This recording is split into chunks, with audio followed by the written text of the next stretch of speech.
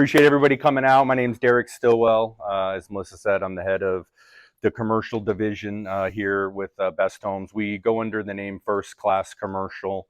Those of you familiar with Best Homes know that we're a franchise within the First Class real estate conglomerate nationally, and we aim to be more of a national commercial real estate arm.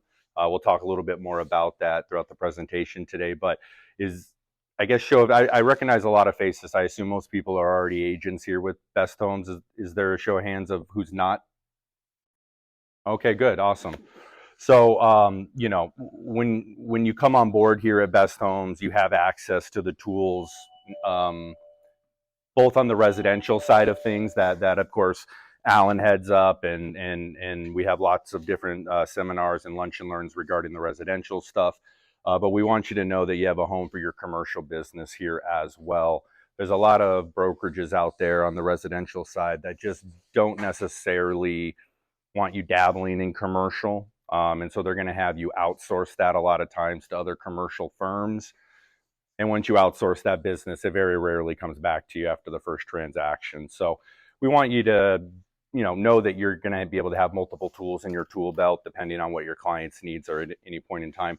Don't pay attention to time and day. This is just a recycled deck from a previous conversation. Quick introduction about myself. Again, Derek Still with First Class Commercial. A little bit about our mission statement is we're here to provide a first-class expertise and guidance to our clients in all aspects of commercial real estate. First Class Commercial aims to provide commercial real estate services in all capacities with an emphasis on acting as the outsourced real estate team for national brands and franchises. Typically what that means, and really where we're specializing these days on the commercial side, if you are interested in being more of a full focused commercial agent, is tenant representation.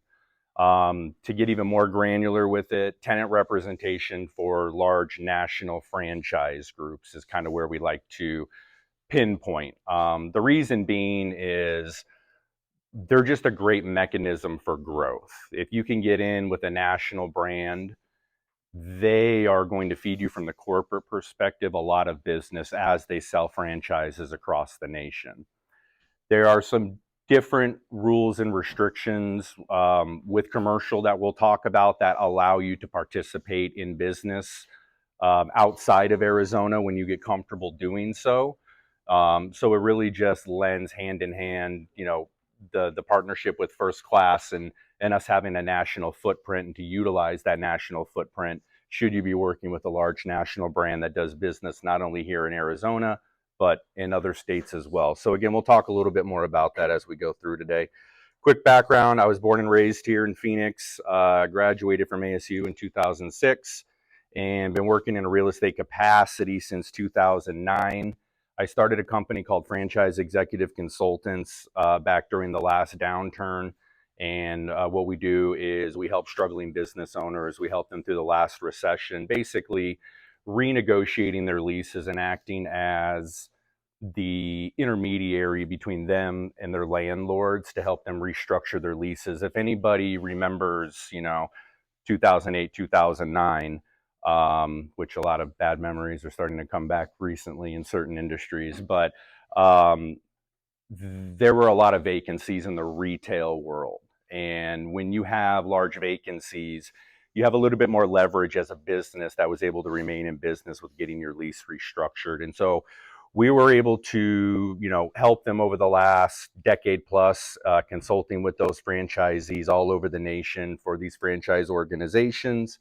And then ultimately, when we came out of the recession, those brands started growing again. And so it was just a natural course to become their real estate broker on a national level and help them with their growth. During this period, I also did a stint at Merrill Lynch. I just wanted to get a better understanding of the financial markets and how those work, which is very important in the commercial world and really lends to helping these business owners with the business cycle and making some well-informed business decisions when you help them with their real estate. But as I mentioned, in 2018, I got my real estate license and moved over the line from being a consultant to an actual, I say broker in the commercial world. I'm not a broker like David is, and I believe Alan. And in the commercial world, broker is used for agent as well. So, and transitioned out of the consultant world and the financial advisor roles into being more full-time commercial real estate representative.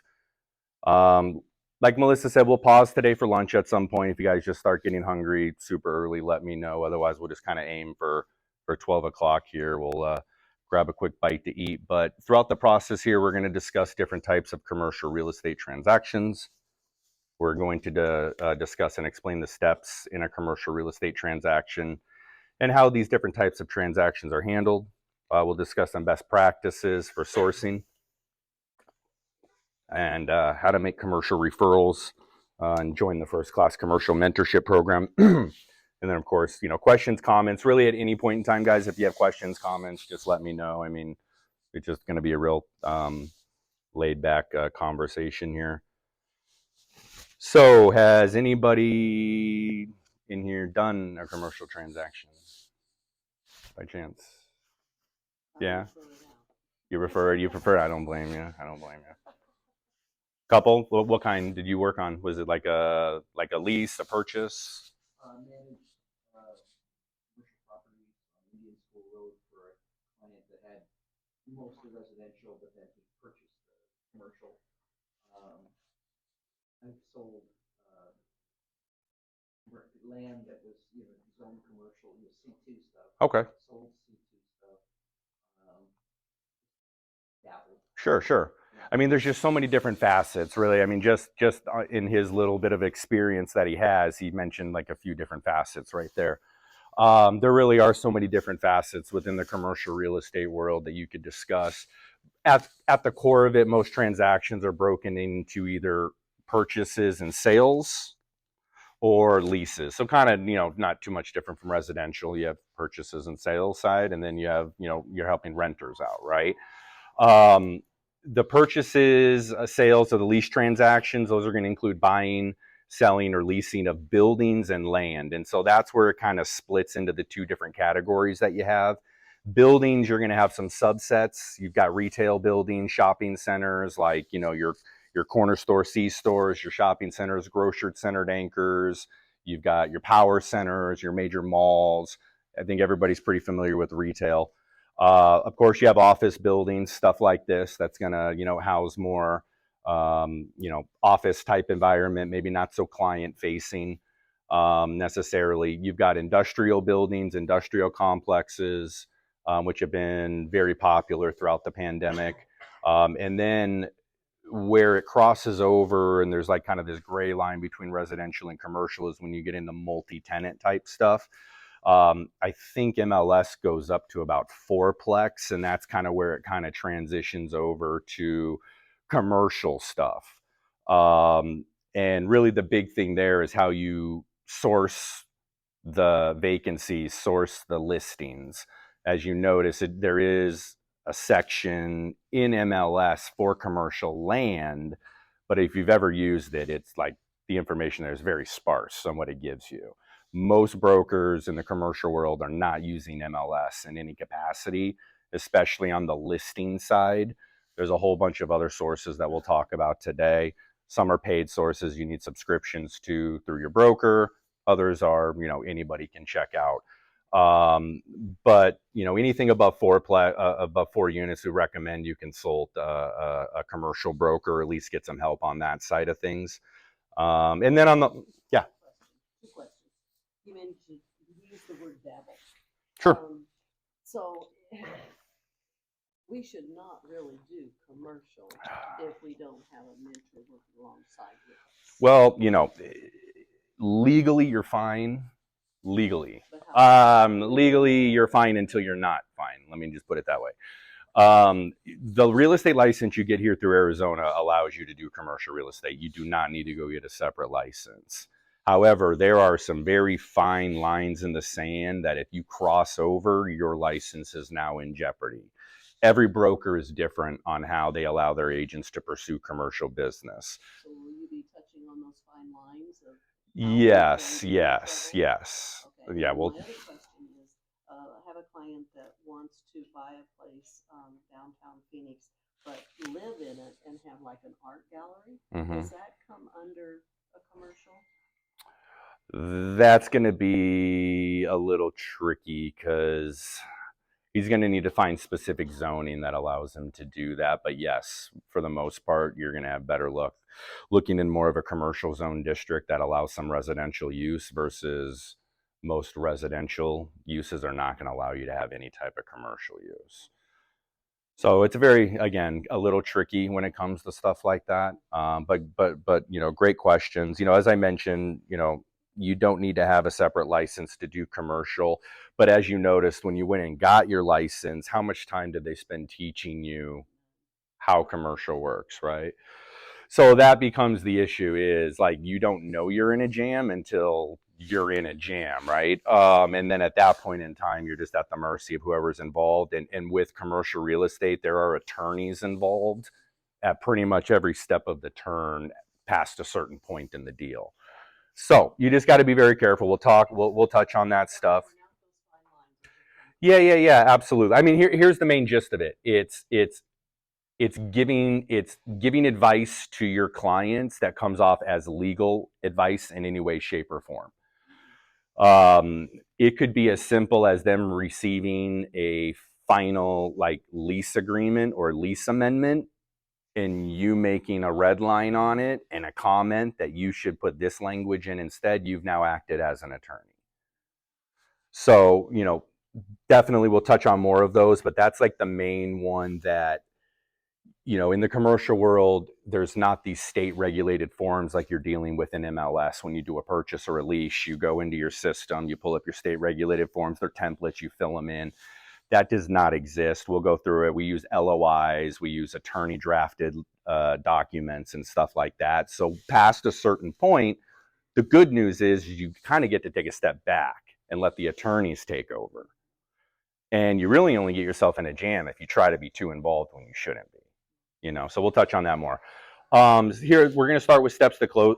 Is that right? Yeah, okay. So we're going to, kind of general, this is real high level stuff here, guys, because I know pretty much everybody's new to commercial real estate. So just kind of beginning to end, steps to sourcing commercial transaction. You're going to want to, one way or another, source a client either through your sphere of influence, networking, referrals, and find somebody that's either looking to buy, sell, or lease commercial real estate. So obviously real basic, right? You got to have a client that has some type of commercial need. That's step one. Step two, just like in residential, it's really, really important to get a really thorough, in-depth understanding of that client's needs and overall goals that they're trying to accomplish. If they're unsure, which a lot of times you come across, I want to start a business, I want to start a salon, but that's like it. It's just this big dream. You do need to take some time to help them, flush out the ideas, provide guidance and expertise to help them make well-informed decisions. So I'm sure in the residential world, y'all still come across, first-time home buyers, don't know anything about the market. And really, it's just up to you to educate them on the market, talk to them about their budgeting, their financials. I always like to get a good financial in-depth understanding of my clients right up front, so I understand what we're dealing with. Are we, do we have cash? Are we going to need to be working with SBA to get a loan or other banks to get a loan? So doing the simple basic profiling of your client from that perspective of what their goals and financials are is always a smart thing to do up front. We're going to talk about here what the next steps are if you have a client that is looking to buy or lease. So they are basically going to be the buyer or the tenant of a commercial property. Once you have that full profile done with them and you get an understanding of their needs, you're going to do a site search or a market scrape, utilizing our tools to locate commercial properties that fit your client's needs. You're going to reach out to those listing agents, landlords, or developers to get the information and ensure those clients' needs fit the property use requirement. And then you're going to present those options to the tenant or your buyer and begin to educate them on each property. Now, just to pause here real quick, as I mentioned, MLS doesn't really have anything. You can go to MLS and check. It's going to be a very small inventory, especially on the lease side of things.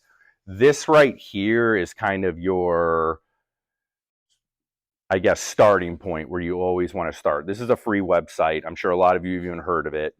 Your clients can use it. Believe it or not, this is where I'd say 90% of active commercial listings on the market are going to be located. LoopNet is owned by a larger company called CoStar, which is the other paid side of their business. I have login access to this. This is where you're going to find all the demographics information. We won't get too granular, but think about when you're dealing with like a retail business or a restaurant, what are they super focused on? Location, yeah, location for their investment, right? They want to know stuff. Traffic data. How many heads live in a 1 mile, 3 mile, 5 mile radius? What are the median age demographics? Things like that, right? They want to make sure they're placing their units in the right place. Most of these brands and restaurants, especially the ones you want to work with, the ones that are like large national brands and growing, there's like a method that they have. They're not just plucking down units anywhere, right? So we have all that information to really show these companies, these franchises, that we are a full service commercial real estate firm. If you need data, if you need analytics, we have all that information. We pay for it, we can provide it, and we can make sure that we're matching the needs up, the brand requirements up with, the data of a given market and placing those units accordingly. But to get back to it, CoStar is the other side where you're going to find pretty much 100% of all listings. So if you're coming up dry on LoopNet or you're in a market that has low to no inventory, then secondarily, you reach out to me. We'll do a CoStar search to kind of find everything else that wasn't listed here. But really, just to give you like a quick rundown of truly how simple this is, and I'm probably just teaching you guys enough to get yourself in trouble here. But again, this is just all public website stuff that even your clients could stumble upon, and they know how to use Zillow, they know how to use this. So I just went to lease and I typed in Phoenix, Arizona, and basically what this does is just bring up all available commercial listings in Phoenix, Arizona. It's going to be the Phoenix border. So if you need to, do like all of Phoenix, you can draw your territories, do whatever you need to do. But where you get into things is the filters here, and you can kind of pick and choose what you're looking for. Are you working with a retail client, a restaurant client, an office client, looking for land? There should be industrial. So you could really kind of narrow down what you're looking for. And then go through these listings. Now, first thing you need to understand is just because it's on here doesn't mean it exists. So you got to kind of treat this like Zillow. I think Zillow is kind of like that, right? Like you kind of see these like ghost listings, and I think it's just brokers trying to pull business to get you to call on it. That's not necessarily what they're doing here.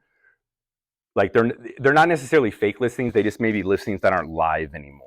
The market moves pretty quick. Just so you know, commercial real estate is on a completely different trajectory than residential. We're not as dependent on interest rates. We're more dependent on large macro business cycles more than anything. Haven't really gone into a recession. If the Fed ends up sticking the landing on a soft landing and we end up not going into recession, then commercial is just never going to really see the setback that maybe residential sees with interest rates going into 5 and 6% from the mid twos. So the market is still moving very quickly is what I'm getting at. And the broker, there's no like, in MLS, you have to go in there and you have to close out your listing and all of that in a certain time. That doesn't exist in the commercial world. You can have listings up here that got leased 12 months ago and the broker's just lazy and never removed them, right? So the best thing to do, what I always do is I never just sling stuff at my client. I'm always going to do some due diligence. We're always going to reach out to the listing agent which you get all that information in here in the listing, and typically down here in the attachments, there's the marketing flyer. You're going to reach and you want to talk to the broker a little bit about your client's needs, make sure the vacancy is still available. A lot of times they're not even going to list rents on these vacancies in here. So if it's not listed, you want to ask them what the rents are. And at the end of the day, you want to make sure it's an actual viable space for your client, because there's nothing worse than sending them a spot. This looks awesome. I want it. Oh, found out it got leased 12 months ago. And then you just look like you're lazy, right? So it's always good to do a little bit of due diligence on this type of stuff. But this is where it's important that you highly consider bringing a commercial agent in with you to start these communications. Again, there's no requirement necessarily from a legal perspective that you do that, but I can guarantee you if you call Kyle Davis and he finds out you're residential, there's this weird thing in the commercial world where the commercial brokers don't necessarily want to get involved with doing a deal with a residential agent. And the reasoning is because if you're unfamiliar with the process, they're going to have to mentor you and guide you through the whole process to make sure it gets done. And they most likely in this environment have multiple offers coming in. So there is a stigma out there about resi-mercial and this and that. I don't personally believe in it. I'm totally cool with people doing residential real estate. In fact, I still sell a number of houses every year. And, still have my commercial business, but it's just the way you present yourself. So when you come on board the mentorship program, you can sell as many houses. I want to see you selling as many houses as possible. That's your now income. That's your quick, easy income. We're going to talk about commercial income and kind of how it's different and a little slower moving. So you need to be selling as many houses as possible if you still want to have a residential focus. You never want to give that up. But on the mentorship side of things, you are going to have another email address, another email signature. You're going to be able to brand yourself as First Class Commercial. So if you're sending an email to Kyle, hey, Kyle, what's going on here? What are the rents? I got a client. Like, he's not going to be like, oh, Best Homes, like delete. Like, you'd be surprised how often that happens. I don't necessarily, again, agree with it. I'm just letting you know the challenges that you may experience out there and how we can just help you cut through the BS, quite frankly. All right, so speeding things up here, past doing the site, you're gonna, present all eligible options to your tenant. I guess let's touch on this here for a second. So let's say you've gone through your site search here. You find 4 or 5 of these that you want to present to your client. Maybe you've got a client who's doing all of Arizona and you want to present to them 10, 20 sites. What I recommend is doing it in a very clear, concise manner. So if anybody is familiar with Airtable, we would definitely walk you through using this. And it's just a great place to, again, we're not MLS guys. If you're getting the feeling, commercial is kind of, it's not as tech oriented. There's not just one place to do things. There's no templated forms. There's no way to set your client up with an MLS subscription and have them feel like there's none of that. So you got to be very hands-on. For instance, we're working with Marco's Pizza out here. They're doing a 47 unit rollout statewide. We're presenting sites upon sites upon sites. There's absolutely no way that our franchisee would be able to keep up with 100 different emails on 100 different sites, right? So we've created this Airtable. It's just a glorified spreadsheet, but it allows you to put in all the details. And the big thing here is attach the marketing flyers, which are typically large memory PDFs that you can't put more than 1 or 2 in a single email. So everything's at your client's disposal here. As you've seen, we've presented, we're going on way too many sites for one franchisee. And if he ever comes back, hey, what happened to this site? What happened to this site? You're all organized in one place. So it doesn't matter whether you're presenting 5 sites or 100 sites. I recommend compiling them in an easy to show place. You can use Excel if you want, if you know how to use it better than I do. I prefer that. And then you're going to walk them through those listings, show them the information, show them, hey, based on what you told me and what you're looking for, let me show you these locations and how they match up with what you're looking for. Ultimately, the goal is to get them interested in maybe a couple of them to physically get them out there to the site. So at this point in time, now we're moving to walkthroughs. So taking them to the site, setting up a site tour, walkthrough to help them get a firsthand account of the property, answer their questions. We can help you through that process. Again, it's archaic. It's not as easy as walking up to an MLS lockbox and using showing time. Usually walking around a hot parking lot in August looking for a key box on the back of a dumpster somewhere. But hey, you find it, you get them in there. And at the end of the day, you just get them as educated as possible. The next goal is to get them to make a soft offer, which we refer to as an LOI, or stands for letter of intent. Letter of intent. This is a non-binding, non-legal document. I don't want to call it a contract. And basically just sets up the lease terms that you're going to send over to the landlord on the business points. Now, if you don't have a commercial broker or myself or somebody at your broker involved in helping you with this, this is where you're really going to start getting into the thick of things.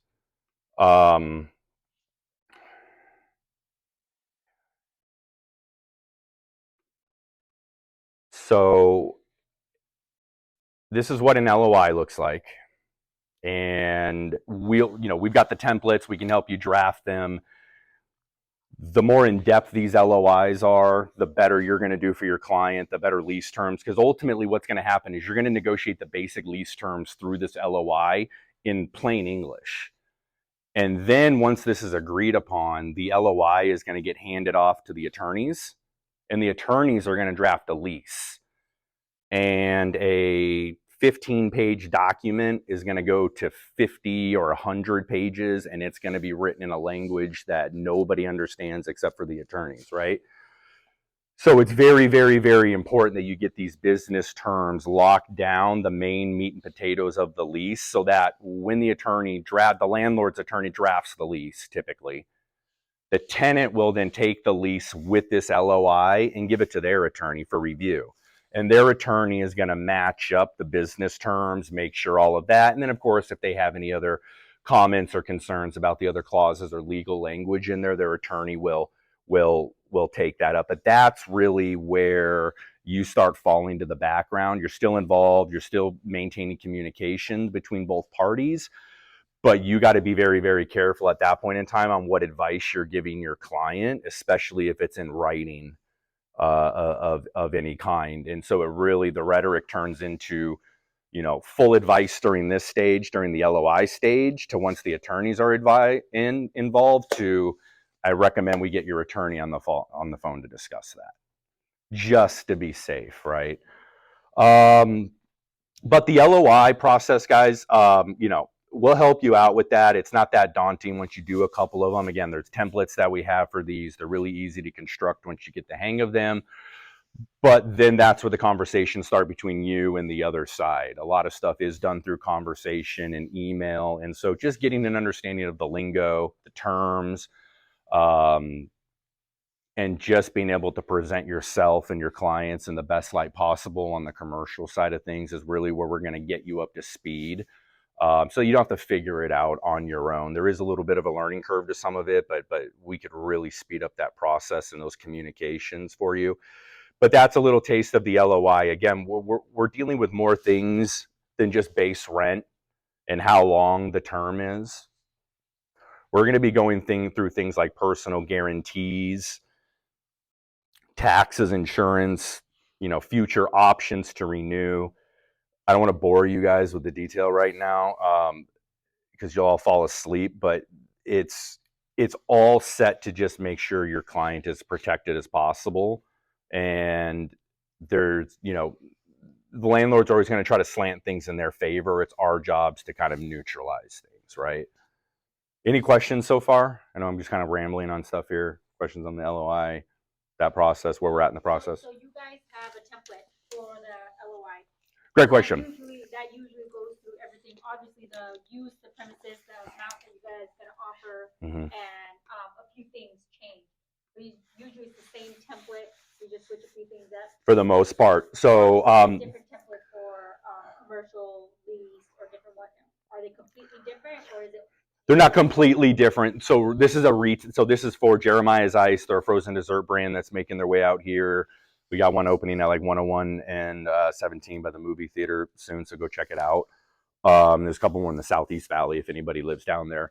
But retail restaurant templates that we have are going to be the most in-depth. If you have a office client or an industrial client or somebody like that, it's easy to take this retail template and just start getting rid of all the restaurant specific language, right? Like we don't need to talk about grease traps. We don't need to talk about, electrical service and stuff like that, right? So that's where we help you. And then of course you can save, once you've done like an office one, you can save that as your own template, right? Or, like for instance, I'll just work off of, if I got like another office client, I would just go find my most recent office client and work off their latest template, right? Because over time I've kind of dumbed it down to just be office specific. But that again is where we help you to make sure that you have the right information depending on what client you're working with. And again, we are all still talking, in case anybody's still wondering, we're still talking from the tenant representation side at this point, okay? If you're on the landlord side, you're waiting for the tenant to do all this, to go check the space out, send you an LOI, and then you'll work with your landlord to negotiate it. But we're talking tenant representation side. So we'll make sure you have all this information. We'll walk you through it depending on your client. But most restaurant brands, this is a template we've been using for multiple restaurant brands. And in fact, if you end up connecting with like a large national restaurant brand, they don't have a real estate group they're using, they want to use you, having a template that you can create for them and bring to their real estate group here, we're gonna standardize your process nationally. All of your franchisees are gonna get their leases negotiated the same way. Well, then it's just as simple as me going out here, like, ripping out Jeremiah's, putting in the logo of the new brand, taking out the Jeremiah's language, and just tailor fitting some of this stuff to what their brand needs are. For instance, Jeremiah's, this whole patio section, maybe your next client doesn't have that. They have different needs and requirements, right? So that's the LOI in a nutshell. It's got some exhibits to it typically. So we're talking site plan, just to be very specific on what unit we're talking about. This is a landlord's work letter. This is work we're normally asking the landlord to complete on behalf of the tenant, which, every brand is different. So if you're working with a brand, you always want to ask them, do you have a landlord work letter that breaks down what your HVAC requirements are, what your electricity requirements are? You just never assume you know what that stuff is when it's a new brand. And then you just ask them for any other exhibits or stuff that they've drafted up over time. I like to try to, I know it looks extensive, guys, but I like to try to provide, when I'm sending something to a landlord, especially in this market, when we're working against and competing against the Starbucks and like the big dogs of the world that have their own real estate teams and come in and pay cash for everything. And we're working with, franchises that are growing, but in the eyes of Starbucks, a 100 unit, a 200 unit franchise is like peanuts, right? So they come in and they just bully everybody. I like to be as concise and detailed as possible because I don't expect the landlord to know who Jeremiah's Ice is. And if I just send them an LOI with no context, no color, nothing like this is what we look like, this is what we do, chances are we're not going to get like a lot of attention when Cold Stone knocks on their door and Cold Stone has 30 units out here. Like the landlord has to do no legwork to figure out who Cold Stone is, right? So, yeah. And just to clarify in my own mind, you said that if a company wants to standardize nationwide, you can do that and make it all sync together of all the leases. Yes. Yes. How can So, you do that in well, other states if you only have an Arizona license? great question. So I don't. When you get if you've been doing commercial, like get some deals under your belt, right? Like get an understanding of like retail and all that first. And then you can like really go after approaching these national brands to organize their real estate nationally, right? But you got to know the ins and outs of the retail world first, right? But when you do and you capture one of those national brands that says, hey, look, we're going to be growing in Arizona, Texas, Florida. We want you to like head everything up. What I typically do is one of two things. And I'm going to be bringing up your question here. I do one of, I decide, do I have an understanding of that territory? I've done enough business personally in like Dallas, Houston, Austin, Orlando, Miami, where like I understand the territories. I don't visit there very frequently. I've never lived there, but I've worked with enough franchisees on my consulting days where I understand how those markets are moving so I can demonstrate that expertise to these brands to get them to trust me. Like, hey, we're going to introduce you to a franchisee in Orlando. Here's Derek in Phoenix. Have fun on your real estate. Like, it is a little foreign sometimes to these franchisees, right? If you're able to demonstrate, I gotta pull up the, I know I saved it. Oh, here it is. If you're able to demonstrate your expertise and get them to trust you, you don't need to necessarily worry about the lines so much. There is this thing called portability with real estate licenses, and it's broken into cooperative states, physical location state, and turf state, as this graph shows here. So basically, in these cooperative states, when you have a cooperative state agreement with them, you can provide real estate practice in both states. However, you need to have a co-brokerage agreement. The way these leases work is the landlord's agent is the broker of the deal. And you are not getting paid by the landlord when the deal gets done. You're getting paid by the landlord's broker, and you sign with them a co-broker agreement.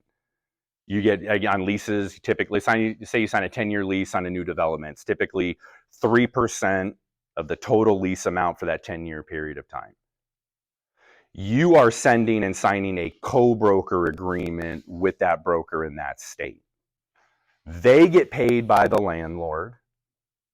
And then when they get paid, that broker, they send you your half of the check. You send them Best Homes W-9 or whatever, and then you get 1099 here at the.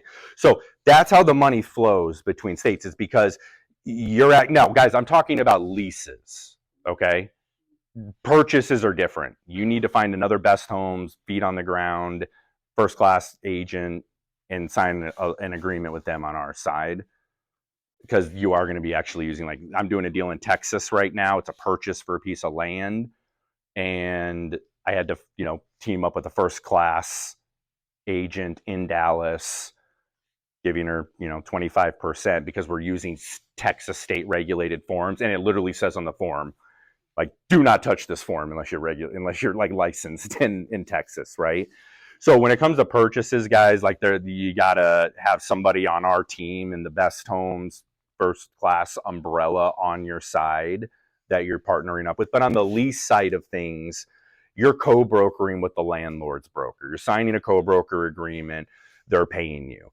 What you need, it's kind of the same thing for physical location state, but basically what you need to understand here is in these red states, or these, I guess that's orange, whatever that is. Again, you're still having a co-broker agreement with the landlord's agent, but you cannot, if those are clients that are like, I need you here and we need to do some windshield time together, you cannot physically go there and practice real estate. So what's the co-bro? I heard you say 50-50, and then you said 25%. Okay. So yeah, sorry, I didn't mean to confuse you there. So when you're doing a lease, the co-broker agreement is between you and the landlord's broker on the other side of the transaction. So that's going to be a 50-50 split. On a purchase, because the landlord's broker keeps half for representing the landlord and you keep half for repping the tenant, right? On a purchase, you need to team up with somebody here that's licensed in that state in your company, right? So with the Texas deal, I reached out to First Class, first generation branch in Dallas. I said, hey, I need to use your license, and you need to like team up with me to represent this buyer, because we were doing a purchase, not a lease. And I need somebody on the buyer side that's licensed. Well, in order for her to let me use her license and be like, it was a standard referral fee of 20. Like when you guys refer So we usually get the 25, the other person gets the 75, so you're but I'm still doing all the work. reversing. You're still doing all the work, right? So that's where it's different. You're just paying them 25% to basically do the deal under their license. They are not involved in the transaction. They are not talking to the client. Like the broker I have at First Class, first generation in Dallas, I have the 25 split going to. She's just a residential agent. She knows nothing about commercial, but she has a Texas real estate license. So she's able to sign all the final purchase documents as the agent. She's taking the liability for 25%, but You don't know the market out there. but the market, we do know the market. No. Yeah, we do know the market. We've done multiple deals out in that market. She's also reviewing. No, she has chosen to take on the liability. She is also reviewing all documents before anything gets signed. Her broker is reviewing everything before it gets signed. They have no, I'm not saying every broker out there is going to say, yeah, like, let's partner up. You may get a number and say, hey, we don't want to be involved, but First Class has so many branches out there. If you guys have looked at the map recently, I can pull it up, that we can definitely find a branch that's willing to work with you. What was that other type of portability? There was 3. Yeah, it's the turf state, which is the you basically want to stay out of those states. Yeah, you need to be there and you need to have a real estate license. So I'm not saying all 50 states are open, but it's more than Arizona that you can do business in. Okay, if you're just following the right rules, have the right people on your team. But again, that is a little bit further down the road. I always recommend start in your local market, get some deals under your belt, get an understanding of just how leases work, how all of that type of stuff works, right? Question about a lease. You mentioned 3% for the life of the lease is what you get paid. Typically, it's all negotiable. On the basis. So, But is that paid upfront? no. Or is it paid as they pay their leases? Great question. It is a lot slower than residential, so that's why I mentioned, Sorry. it's good. No, you're good. It's good to have a good, either if you're going to hop full-fledged into commercial, it's good to have like at least 6 to 12 months of like backup reserves. Basically, the way it's going to work is you're going to sign a lease and you're going to get paid 50%. All right, so the 50-50 split between you and the landlord, right? So we're just talking about your 50% that you're owed. Let's say your 50% that you're owed for the total lease is $10,000. You're going to get $5,000 of that within 30 days of the lease signing. That's what they say. You typically have to call and keep calling them, and you'll normally get it within 60 if you keep calling them. And it's not like done through title. There's nothing automatic about it, right? You're waiting for checks to literally snail mail from landlord to other broker to you.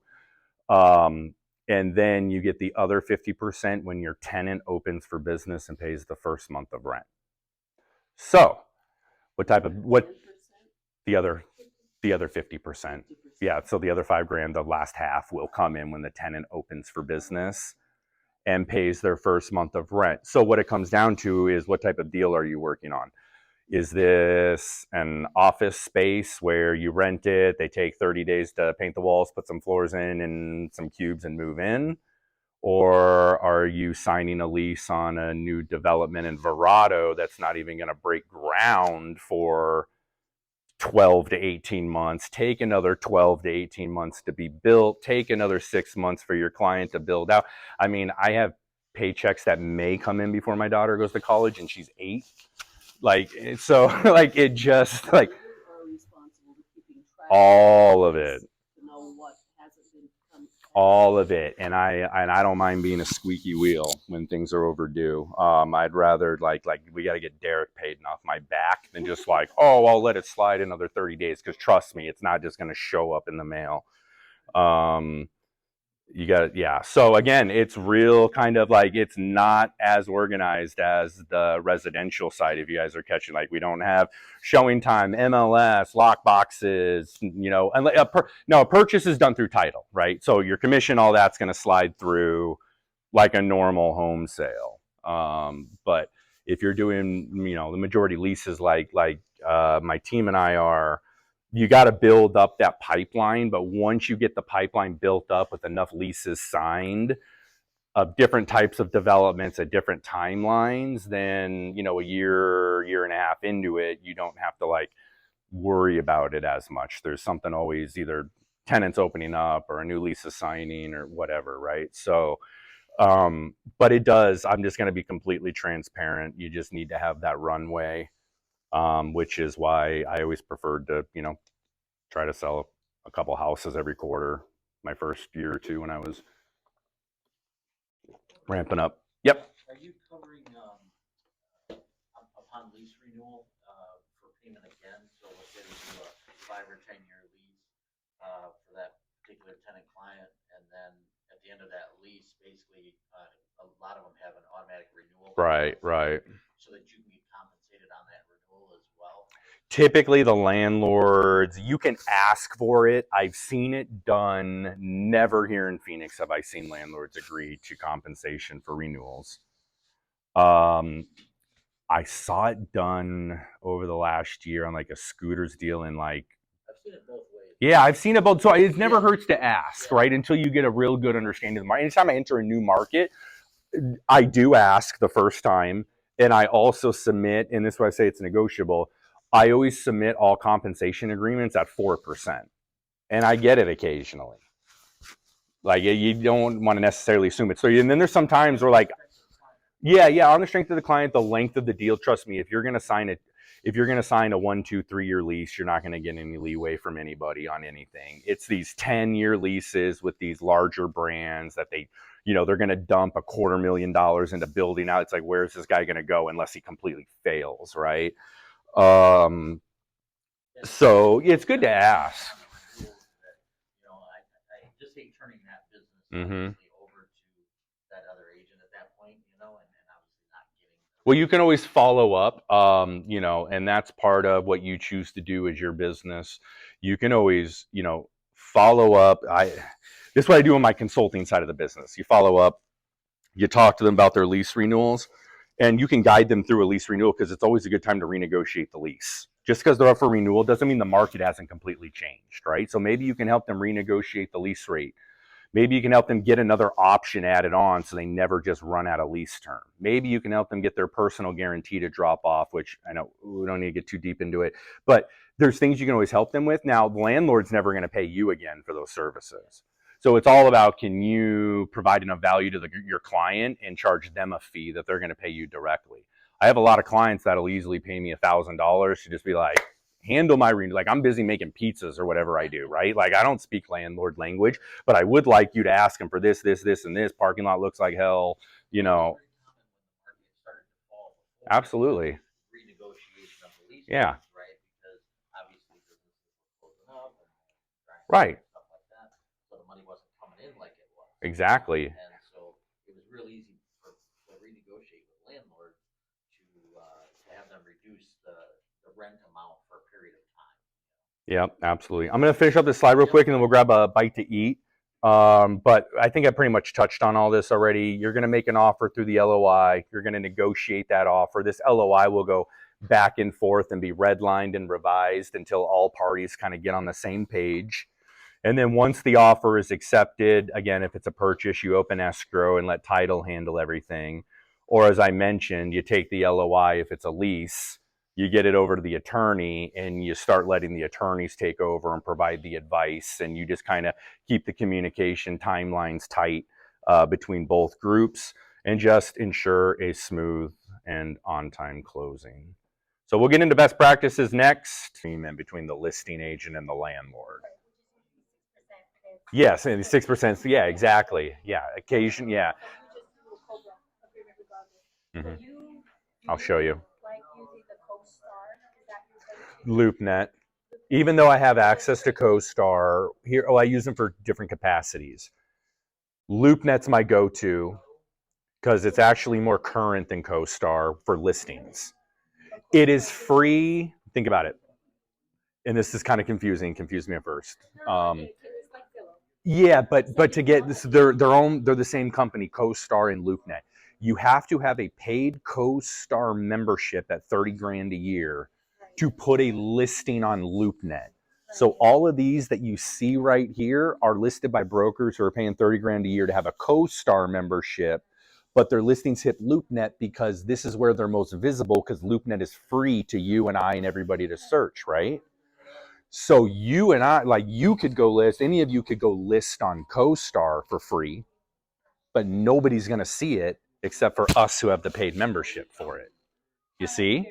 That's it. So if you have a listing, it's better to partner up with them. With somebody so we can get it on LoopNet so that everybody sees it. If it's a seller's agent, Yeah. then Right. don't bother. Yeah. For it. Exactly. Comps and stuff like that. How do you get that? What? Comps. If you're gonna look at comps, traffic. CoStar, yeah, the analytics data, that's where CoStar comes in very, very handy. Is there a way to get it free? But to be honest with you, I was just as successful in my career without CoStar as I was with it. I got full access to it less than 12 months ago. I've never really needed it, and I still don't use it as frequently, so don't feel you're really at a disadvantage. For comps, it's a little bit tricky. It's comps are based on what are the asking market rates. It's not on what leased over the last 6 months. That doesn't matter. It's what are the current asking rates around you. So you're typically through this. I mean, I'm getting a feel for what the market's looking like, depending on what type. Yeah, and once you understand the market, like you're going to understand out here after looking at enough deals that if it just started coming out of the ground in the last 6 months, and as construction costs were still at an all-time high, landlord probably bought the land at an all-time high, development costs are, that's going to be $45, $55, $60 a square foot because it's all brand new at a time of everything being so expensive. Where a second generation that was built 30 years ago, landlord's been profiting off of it from the last 20. He doesn't have to raise his rents to $60. Plus his building's older. You're still going to find $25 rents, $30 rents in second generation stuff. Doing what? Not on leases. There's no appraisal done. Just when you're purchasing, and if a bank is involved, then the bank is going to have. Yeah, if the bank is lending, it's just like residential from that perspective. If the bank is lending, they need to know the value so they know their ratios are correct. If your client's paying all cash on a purchase, it's up to them if they want an appraisal. All right, I'm gonna, I guess, I'm a little sidebar conversation on LoopNet for anybody who picked up, but I'm gonna get going again here. I think if everybody's good. So she was asking, she has some great questions. How do you pull comps? How do you pull data and analytics? That's where, having a partnership with somebody who has CoStar comes in very important. From the data and analytics side of things, right? You don't need to feel like you're at a disadvantage from a site search standpoint and finding the right location from your client because everybody has access to LoopNet. That's where most of it's at, especially in big metropolitan markets like this. But if you're in Wickenburg or something like that, you might need to look at like multiple sources. She asked about comps. How do you pull comps? We can pull those for you through CoStar, data analytics, population, traffic reports, all of that type of stuff. But honestly, just to get a general sense of comps, if you're just spitballing with the client, real generally, hey, what are rates looking like these days? You could go to LoopNet and get a pretty good understanding depending on what part of town you're looking in. And what type of real estate you're looking for. Typically these grocery center type anchors are in your mid 20s and stuff like that. As you get in, sketchier areas of town, obviously the real estate prices go down. As you get up into North Scottsdale, obviously everything goes up, right? So just pretty par with residential and how prices on that type of stuff work. If the residential cost is high, the lease rents are going to be high for the commercial there. Yeah. So I know when I got started in real estate, and still there's like, what, 70,000 realtors in Arizona or whatever. Probably. So I always look at real estate, residential, that there's plenty of business to go around. I don't feel like we're in competition with each other. How is that on the commercial side? If you said you feel like there isn't competition on you're just okay. Yeah, I mean it's even more so on the commercial side, especially when you get dialed in with a group that you can demonstrate your expertise to. It's very rare. Like you've got to like really go left for them to like kick you to the curb and like go with a whole other group. I don't know what the percentage is. I don't know. I can tell you this: you're going to go through LoopNet and look at these vacancies, and like throughout all of Phoenix, and like slam into the same 15 names that represent them. So it's like it's a very tight knit group of people. Which is a good thing and a bad thing. The bad part is it's a little harder to break into that group. Because like who's this, but like once you do, or you get a lead, like it's just, or they see your name enough, like from emails you're sending them, like hey, checking in on the site, what do you got available here, that type of stuff, and they just see you're like it's they know you know them, they start sending you sites. That's the best, is like when you're working with a client and like they just start sending you sites instead of me just spending my whole life on LoopNet. Also, when I got started, Mm-hmm. it was always recommended, I think, everybody to start working with a buyer first, just to get your feet wet. Yeah, So, buyer or tenant. Yeah, So that's what I recommend. On commercial. Yeah, that's what I recommend. Again, that's just from my expertise too. I'm not saying it's the right or the wrong way, right? But think about it. When you have a buyer or a tenant, their main goal is, they may, especially within the franchise world, the groups and the businesses we're targeting, I want people that want to open 3, 5, 10 units, but they're not going to do them all at once, right? They're going to do them one at a time. Hey, Derek, we're going to open here, and then we're going to go over to Surprise, and then 6 months later, let's go here, right? Very rare do you run into somebody that's like, I want to sign 3 leases now, and didn't, right? If you're repping a landlord, that group is even tighter to break into that world of landlord representation. And when I say that, I mean representing their entire shopping center type. Because if I was going to go after landlord representation, I don't want the landlord that just owns one building, right? I want to go after the landlord that has a shopping center with 40 units and I get to do 40 leases, right? First of all, you're going to need to have a budget to market and attract them because they've got PCA, Phoenix Commercial Advisors, all the big players out here whining and dining those landlords. All the big REITs, Barclays, and the guys up north, Whitestone. I think they're all like, marketing heavily, whining and dining them. Commission battling on how low. So it's just like that's a game I don't necessarily want to play in. I know what my sandbox is. I'm not saying you can't get out there and play in, and if you can, great. Like we're going to take great care of them. We can market their center and all of that. It's just not going to be the easiest door to break through than the path we kind of have set here with what we're focusing on at First Class. So with that being said, we do landlord representation. I would just recommend if you're going to go that way. I know I just said, hey, I would prefer to go the big way, but if you have somebody that's like, hey, I have an office condo like this to lease out, we'll help you out with it. Like that's not too much for you to chew on, right? But you shouldn't be out there like marketing directly to like shopping mall owners, right? That's going to be a hard world to break in. Yep. All right, let's talk about, where were we? There we go. All right, best practices here. This is for how do you go about finding the business? How do you go about finding that client, finding the business, finding the franchise? Just to be very clear on the commercial side, there are no there's no lead farming. There's no lead sources you can go out and purchase that are worth your money or reliable. I know there may be a bunch of things on the residential side that title companies can provide you, or other sources out there that can market your information or something and provide you a really steady lead source.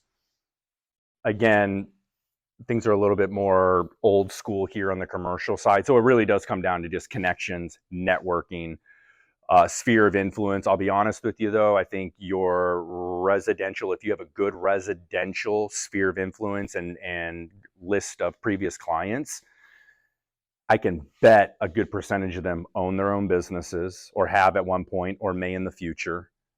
And those are all good people. They trust you, they know you, and it's just all about, if you know, explaining or demonstrating that we can help them with their commercial real estate needs in the future. If we ever do hit a recession like we saw in 2008, and it's not working to the Fed's plan right now with the jobs report, it seems like there's plenty of, if you want a job, you can get one right now. But if the Fed wants to kind of squeeze unemployment, squeeze unemployment back up to 5.5%, that's going to cause a lot of layoffs. If they get their way, those people aren't just going to go home and sit and like, oh man, like I'll figure it out in a few years when the Fed eases out. Like they're going to go start their own business. Like we saw a boom of people starting their own businesses in 2008. They got sick of the workforce, got sick of other people being in control of their livelihood. They have a 401k, they're cashing it out. They're betting on themselves. They're starting their own business, right? So there's going to be most likely a lot of people in your sphere of influence that could already use your help or could possibly start using your help in the future. And it could just be as simple as adding in your expertise on your social media commercial, like our agent Samantha Barr did here. She decided she wanted to give a wing a commercial, updated all of her social media and Google profile and everything to state that she also helps with commercial. Gets a call off of a Google search from a scooters franchisee here in Arizona that bought a large portion of the territory and is going to be, we have at least 3 leases in deal right now and likely on the road to many, many more. And that also has her foot in the door with Scooters Corporate to get other franchisees when they come into the market as well. I'm not saying it's going to be that easy for everybody, but it can be that easy. And that's just where it starts, is just simply letting people know that this is a facet that I can help of real estate that I can help you with. So updating your social media is big with that information. And even if it gets to the point where you're so busy with residential that even the thought of working on a commercial deal, like you can't handle it, attract the business, refer it over, and get an extra paycheck on the side for it if you're that busy, right? It makes no sense to let that money pass by if somebody's going to reach out to you and say, hey, I actually have a commercial need. I saw you could help. So if we did a referral to you and then there were future transactions, do you give that back to us or? We would have a discussion depending on the situation and what their future needs are. I mean, if they're like a long-standing business, can do multiple units, yeah, absolutely. Obviously, the mentorship program we're going to touch on a little bit more. That's really the meat and potatoes where you guys are going to learn. You guys are going to invest in yourself. You guys are going to have the tool belt to, not have to refer your clients out and become a jack of all trades. But at a minimum, it should never be call CBRE. That should never come out of your mouth. But does that require us to change brokerage firms or not? No, if you're not here, I mean, we prefer you're here. The mentorship program, yes. Yes. Yeah. Yeah. Got it. You got to be here. It's the place to be. Where are you at now? I don't know anything about them, so I won't say anything. You find out more about it. Okay, as I mentioned, residential clients that own, operate non-home-based businesses. So that's the other thing. I mean, if you have a home-based business, not really a commercial need, but they are amazing clients to convert to commercial clients. Think about it: doctors, lawyers, restaurant owners, retail business owners. They all need commercial real estate in one capacity or another. So definitely dig into your sphere. Networking, attending trade shows and conferences, also very, very key, very, very important. There's a number of them that are, here in Phoenix. A number of them you can sign up for without being part of like a large national like brand or anything like that. Some of them are, commercial based shows. Others that I like to attend are like the Restaurant Leadership Conference, where it's not really a real estate show, but my target clientele is there, which is like the heads of major national restaurant chains, right? So if you can find a way to get into those different types of shows, ICSC, if you ever get into commercial real estate, ICSC is the show that you have to go to. It's every April/May. It's in Vegas. And if you're in commercial real estate, you're there. It's at the convention center. It's 2 days. It's a complete blur. It's insanity. But the amount of stuff you can get accomplished, connections you can make is absolutely insane. Typically, like my pipeline will explode 2-3x within 60 days of attending ICSC. Deals that were jammed up, stuck in the mud. It's amazing. Like you get with the broker that lives in Florida or whatever, you've been hashing emails 6 months, you get face to face at a table, everything gets unjammed all of a sudden, So, we'll make sure if you're on the commercial side doing the mentorship program that you're informed about these shows, know about them, can budget for them ahead of time. There is some cost involved, obviously, if you're traveling and stuff like that as well.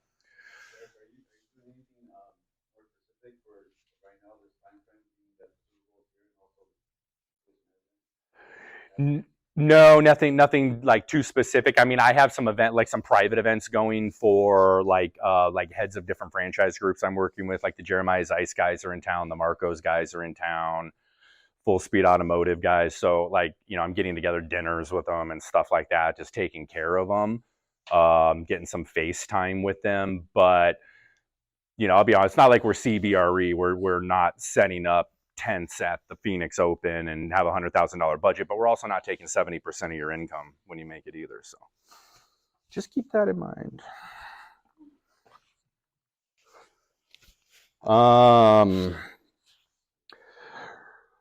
Okay, LinkedIn. This is, I don't know who uses, I know residential is highly focused on Facebook, Instagram, all good models, love them. We're trying to do more stuff on the commercial side, and Tristan over here is our social marketing expert and can help you out with strategies for your own personal branding and all of that through social media.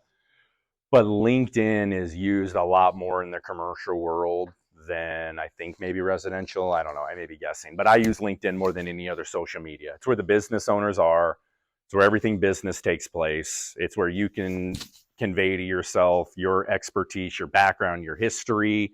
And it's where I started out in the industry marketing through 2 different restaurant brands and real estate groups of these restaurant brands. Like, how much can you get an understanding of my commercial real estate background if I'm hitting you up with a DM through LinkedIn, or I'm sorry, through Facebook or Instagram, and my last 5 reels were my kid and the dog, you know what I'm saying? It's like, I like to come off more professional from that perspective. So we have all that set up on, we've got the First Class Commercial business page on LinkedIn, so that when you're on the team, you've got the business history, the logo's there, you're a part of the team.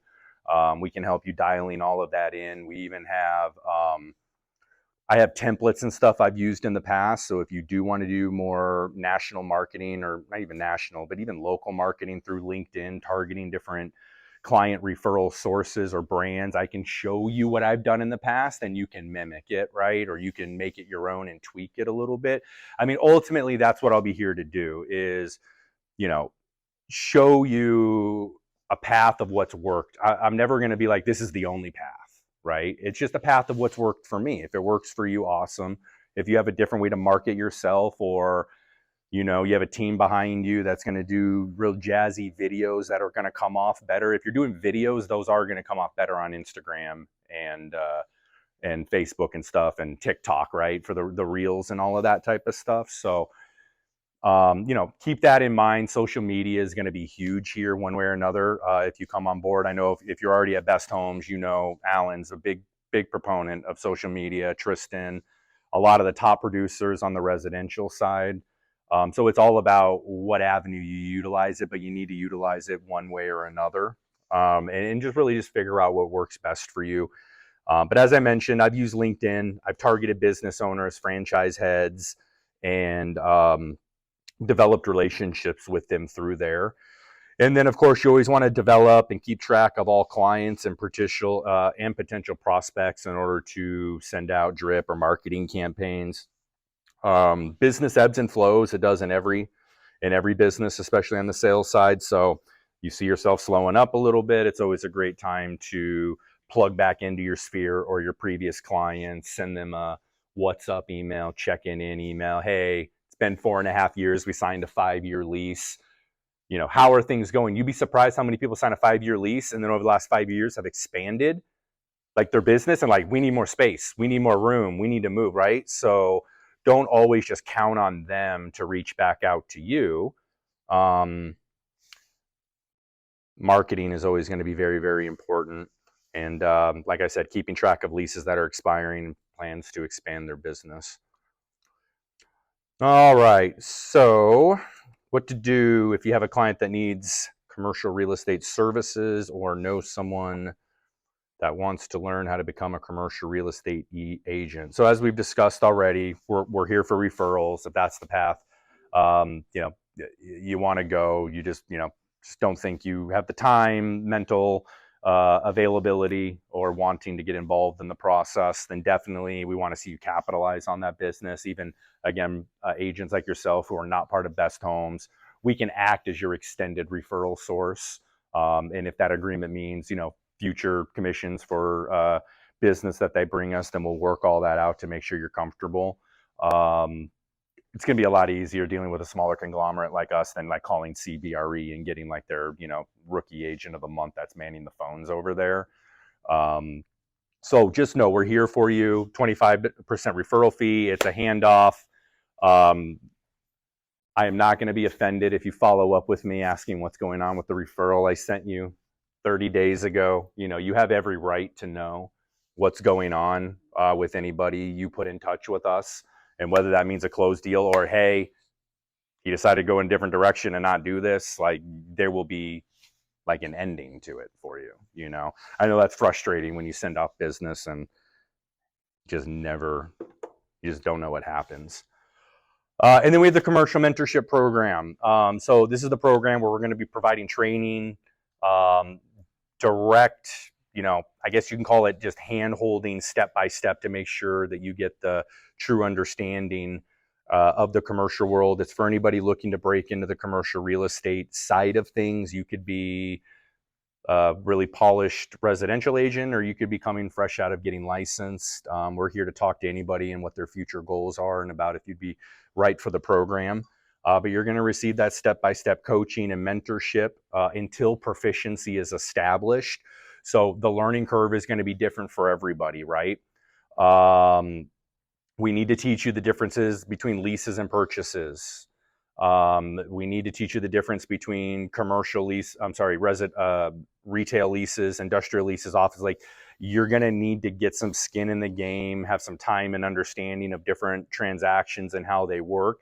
And that comes down to how focused you are on commercial, right? If you're just doing 1 or 2 commercial deals a year, it's going to take you a really, really long time to get proficient, right? If you're going to be more focused on it, you could probably get extremely proficient within, 12 months if you're extremely focused, but at to what cost, right? If you are relying on residential income to be your bread and butter, I am in no way up here saying in any way, shape, or form that you should now start neglecting your residential business. That is actually key in making you successful in commercial, because there's nothing more stressful than diving headfirst into commercial. You're in it 9 months, you've made the commitment, and there's like little to no paycheck in sight. Like, they're coming, but they're not here now, right? And so our most successful mentoree, Samantha Barr, I wish she was here. She's just super busy. She's getting married very soon and planning for all of that that's going on. But I was going to have her talk about, she is learning and diving headfirst into commercial and not doing it at the expense of her residential business. You know, because she knows the importance of still keeping that income coming in with the market being slower.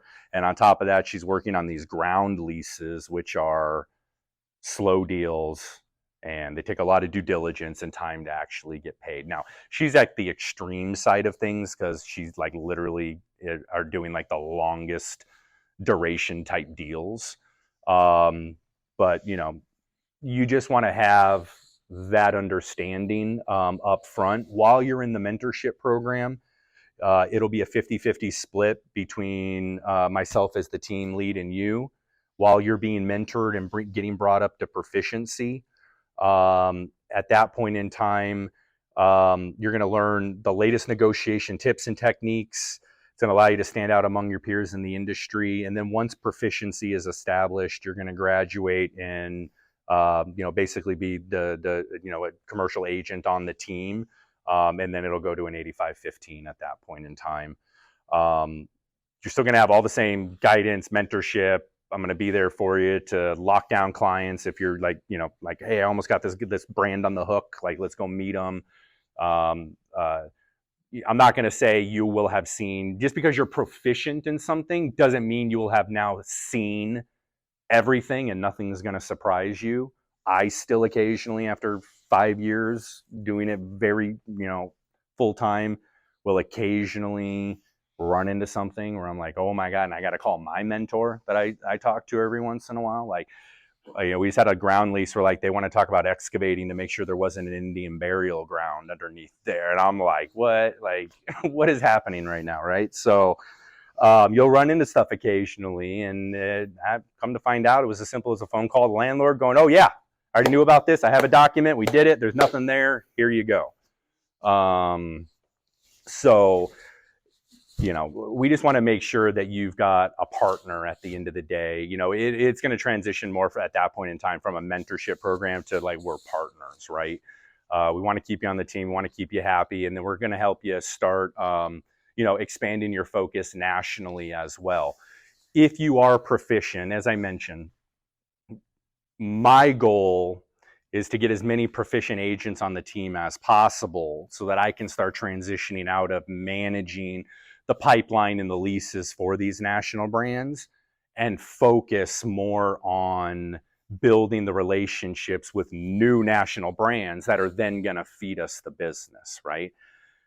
But the business cannot be handed off to you know, the agents on the team, whether it's in town or out of state, until they have demonstrated like a full proficiency of being able to handle that business and making sure that that corporate entity is, you know, taking care of the way we need to take care of them to keep them in our pipeline long term. So that's just a little bit in a nutshell. If anybody's interested in the mentorship program, we can have one-on-one conversations about that and what it looks like for you, you specifically, and what your goals and plans are. All my contact information is right here. Just, it's a 50-50 split. Yeah, while you're right here, while you're in the mentorship program until you demonstrate proficiency. So as you take the mentorship, you're actually processing transactions. Yeah, you are involved every step of the way. You are learning. Yeah, because I need to get you as proficient. Like, trust me, I do not. If you join the mentorship program, I do not want you still in the mentorship program 2 years from now. Like, not in a negative way. Like, you can stay as long as you want. I'm not going to boot you, but that's not the goal, right? The goal is to get you mentored and get you proficient and on your way so that when I get a call from Jeremiah's with 3 new franchisees and I'm too buried, it's like, all right, Samantha, like, I've mentored you through 5 triple net leases. That's all these are, right? Like, I'm going to hand it to you and run. It'll be an 80-15 split at that point in time. I'm feeding you all the business, and I can concentrate my time on just overseeing, building new relationships with other brands, right? But that doesn't work without getting proficient. And so you just really have to understand, anybody coming into this, you're not going to be proficient after 1 transaction. You're not going to be proficient after a few transactions. It's going to take some time, seeing some different things. But my mentorship, it's literally introductory conversations with your client to make sure like they're riding with us, like they want us as their commercial agents, right? Commercial world's a little tricky, guys. You aren't necessarily signing these agency disclosures right up front. So it's really important you get in tight with your clients and they're not out there, two-timing you with another agent. Y'all are like searching for the same real estate for them, right? So it's all about building the rapport, initial introductory calls or meetings, building rapport, demonstrating knowledge. We're going to take care of you. Going back to the beginning of my slide, understanding their needs, their financial qualifications. Then you and I would huddle up separately, start the market searches. I walk you through all the market searches, how to compile the list. Then you watch me present it to your client so you get a feel on how everything's presented, how we're showing them how these sites match up with what they told us they're looking for. Then we push your client towards site tours. I'm there with you. We do site tours. LOI, I'm there with you. Lease negotiations, you're on the phone with me and the landlords or the landlord's agents listening to the conversations, listening to how the negotiations, getting the lingo down. Lease signing, watching how we manage the attorneys and the timelines. And then watching how we beg for our paycheck for 3 years. So, and I'm sorry I asked so many questions. During the mentorship, you're providing the leads? No. No? Mm. Okay. You need, I read something up here No, about providing leads. No, as I mentioned, there are no direct lead sources in the commercial world. Now, when you get to the proficient stage, where you are like, okay, you've done enough. I trust you. Like, you clearly know what you're doing. You don't need me anymore. You're not even calling me that often for, you know what I'm saying? Like, you know what you're doing with this. Like, then I can, if there are leads to provide you, if there is business to provide you, at a point where, and we're pretty close on a regular basis at this point in time, where, we want to toss you something because our pipelines are getting overflowed, or we have an influx of franchisees being handed off to us by one brand, then you need to be out of the mentorship program to be able to receive those. And what's the split on that? 85-15. But it is still Yeah, yeah. It sounds like from what I'm hearing that First Class's wheelhouse is commercial retail leasing and sales. Do you guys also do like wholesale, like logistics and stuff like that, or is it pretty much the What do you mean by wholesale logistics? well, logistics like the tilt ups out west? You deal with leasing on those. The what now? Tilt up the big logistics. Oh, you mean the industrial? The industrial build? Yeah. Good question. I've just never heard it called tilt-up before. Yeah, we help out with all of that. Typically, we're going to be best suited on the tenant side, representing the tenant. It's all the same thing. It's all the same process. You're just talking over a much larger building with a much larger square footage. In fact, I was in the process of helping a hedge fund out of South Korea that I got plugged in with from my Merrill Lynch connections, that had a bunch of money they needed to invest into commercial real estate here in the US back in 2019.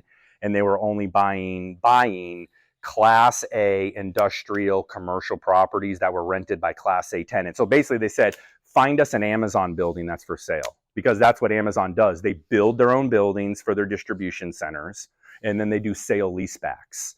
So they buy the land, build the building, Amazon goes in there, and then Amazon sells the building but stays in there as the tenant. And we had a deal going, like a big deal going on, the one on the west side, and then COVID hit and they yanked their entire hedge fund, so we're not doing commercial real estate in the United States for the time being. And that was in 2019. And they never really kind of warmed up until things took off parabolic, and now it's not a good time to enter. So can we help you out with all that? Yes, absolutely. We just prefer you're on the tenant side and not the landlord leasing side.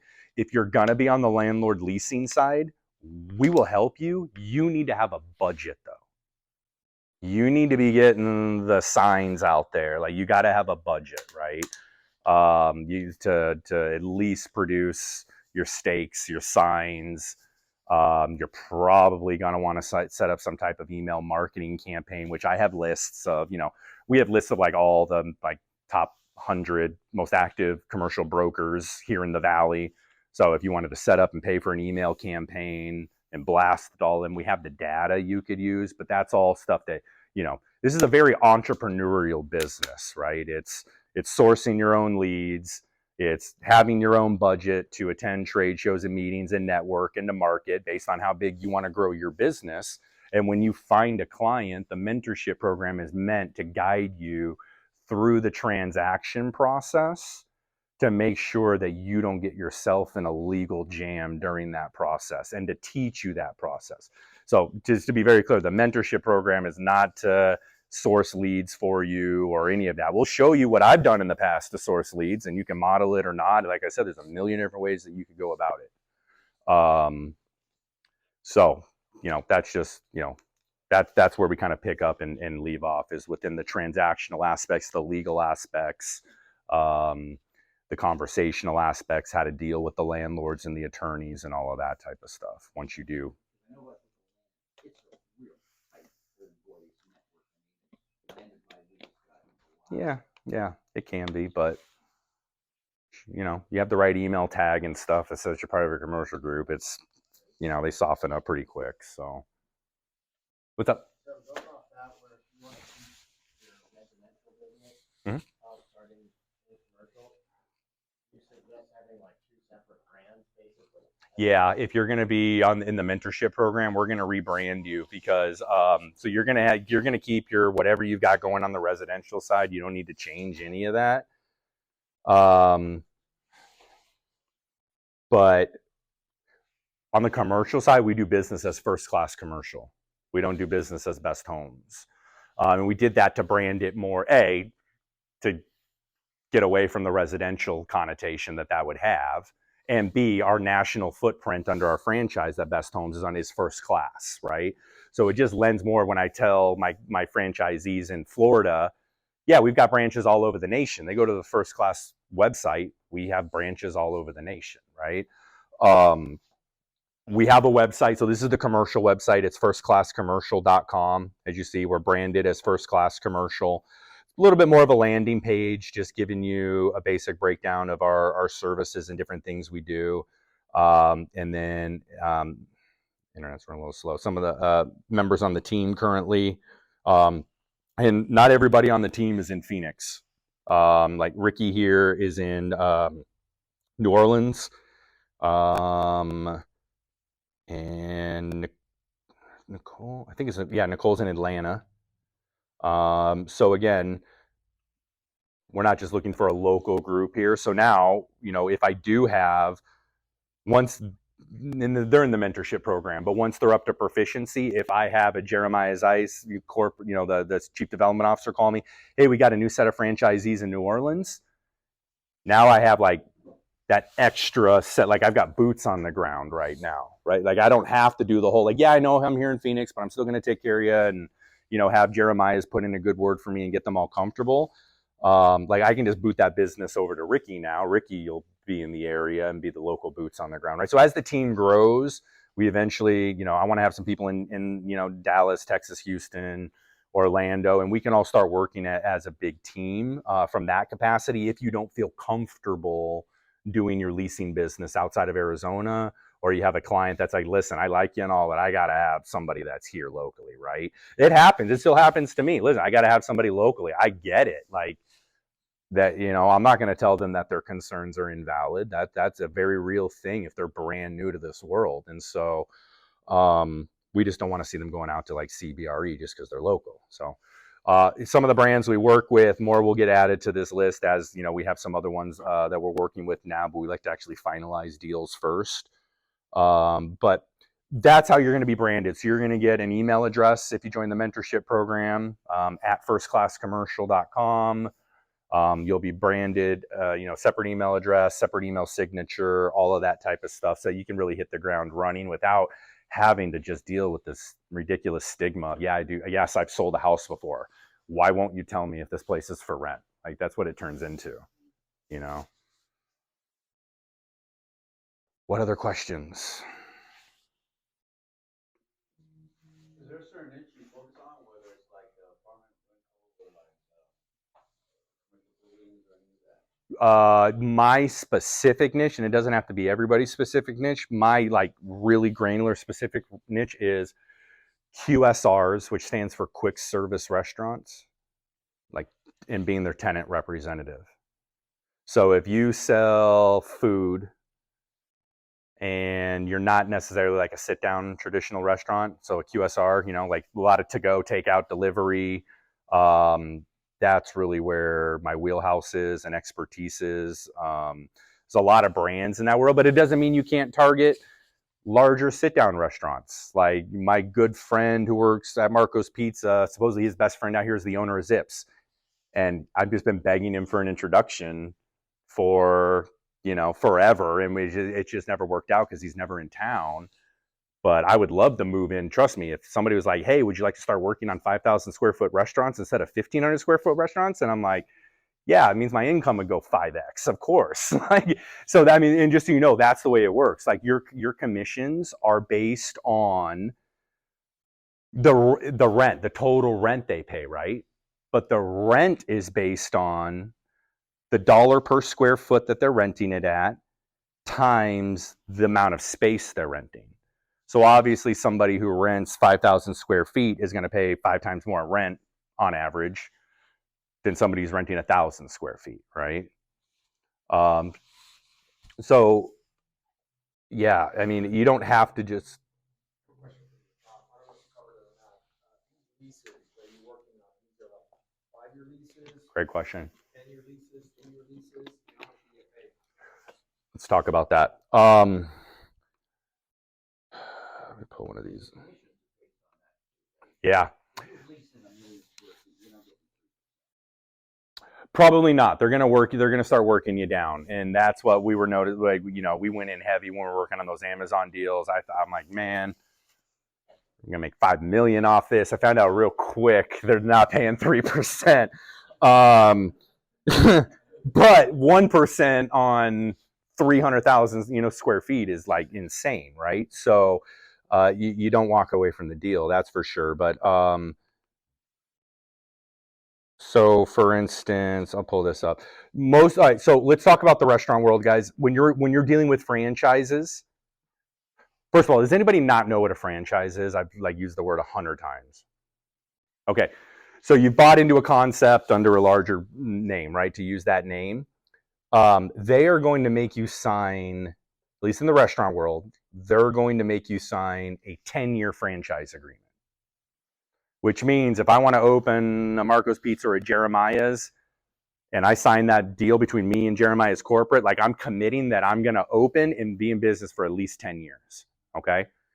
So we're going to be doing, because of that, we're going to be doing only 5 and 10-year leases because we need the lease terms to match up with the franchise expiration dates. Typically, I'm going to explain to my client why it's in their best interest to do a 10-year lease instead of a 5-year lease.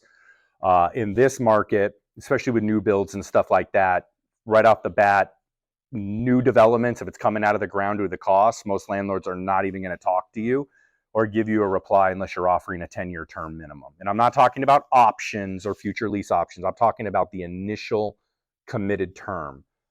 So right off the bat, you're going to let your client know, if we're going to look at anything new build, you're going to have to be comfortable with a 10-year term. And the reason why is because when let's say this building was built brand new, the landlord is not turning it over to you with these floors and the drywall and the ceiling tiles and the HVAC. They're turning over what's called a cold dark shell. It's concrete, maybe it's still dirt, and it's the beams or whatever it is, and the roof, the final roof structure, the metal roof, whatever it is, and they are going to pay you what's called, or give you an allowance called the TI allowance, a tenant improvement allowance. And this is something that we negotiate in the LOI as well. And the landlords, especially these days, they do not, imagine you have all these different units and every client is like, every tenant is like, we need 5 tons of HVAC. We need 10 tons of HVAC. We need 7, and now you need a whole team to manage what every tenant needs. They would much rather just cut you a check for tenant improvement and say, here, you put in what you need. You spend it all, you need more, that's on you. You don't spend it all, you're not going to get it all. So it's better to spend it all. So for new builds, retail, $45 a square foot, if the rent, it's all a function of rent. If rent is under $50 a square foot, you can get away typically $45 a square foot in TI. If rents are $60 a square foot plus, you can start bumping that TI up to 50, 55.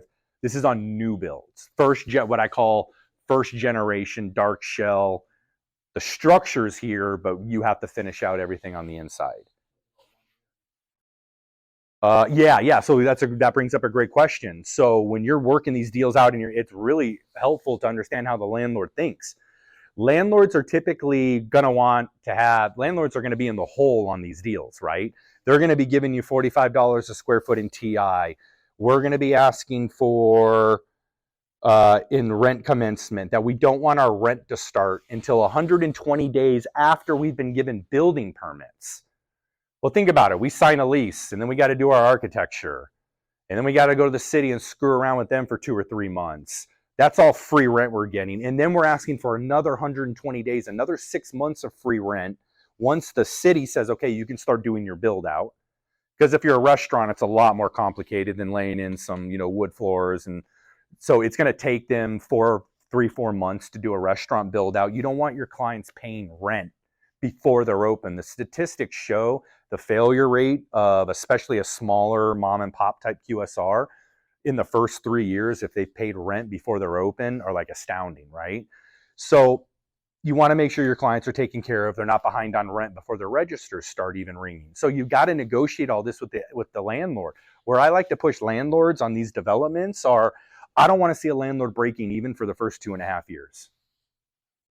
If a landlord's breaking even before then, we either didn't negotiate hard enough, or we were just up against crazy competition and we just had to take it because the market's tough, right?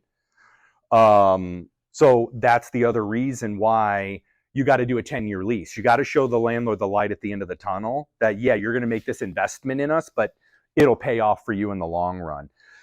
It doesn't give them enough good feelings at doing a 5-year lease and doing that type of expenditures, right? So if you go to a second generation space, so something that's been here, let's say we find for Jeremiah's Ice, we find an old Cold Stone Creamery or Dairy Queen that just went out of business. Gold, right? Already like use, already has HVAC, electrical. We just got to rip out all their stuff, put in Jeremiah's branded stuff, colors, all that type of stuff, right?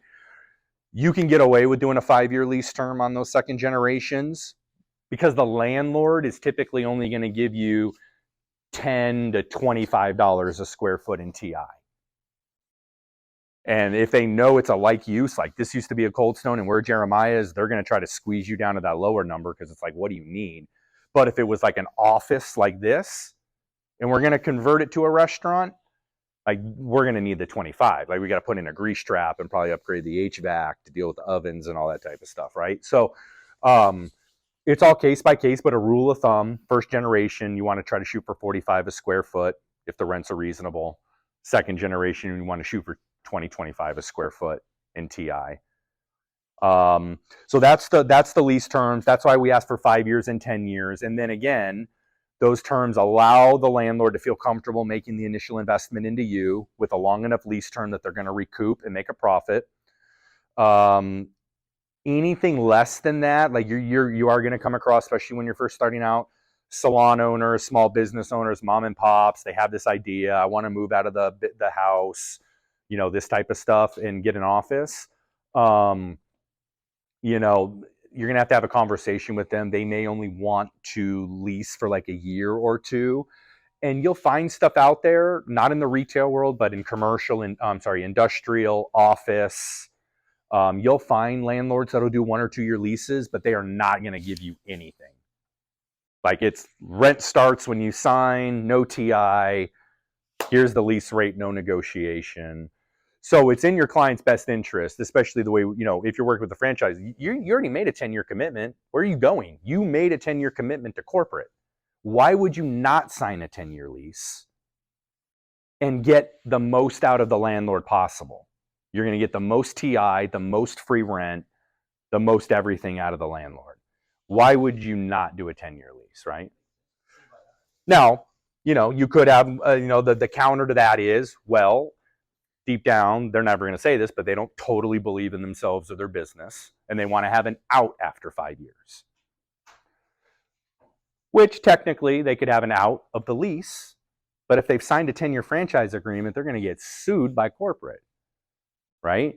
So if they start bringing that up, well, what if things aren't going well after 5 years? It's kind of like, well, that, in the most professional way, like that ship has sailed. Like you already made the 10-year commitment before you were even introduced to me. Okay, so real quick, rent calculation. Let me do this. So let's say, okay, let's just go off these numbers here. Here's what you need to do a rent calculation. You need for your client to explain to them how much their monthly rent is, and then also for you to calculate your commissions. You take the dollar per square foot of the base rent, guys. There's this extra rent you pay down here, which we'll talk about for the payment. This is called triple net. So let me get into this real quick. You have a base rent payment and you have a triple net payment. That's what these NNNs are. This $850 is broken down. Do we got to wrap up soon, Alan? Are we running? I won't take too much of your guys' time. Let me just run through this calculation. This covers your common area maintenance, taxes, and insurance, okay? The landlord does not, they should not, they're legally not supposed to profit off of this number, the $850. So you're not going to get paid commissions off of that number. It is something your client pays monthly, but it's not involved in like a commission structure calculation, okay? So let's start by calculating full rent for this client. So they've got $40 in base rent plus $8.50 in triple nets. So their all-in rent is $48.50.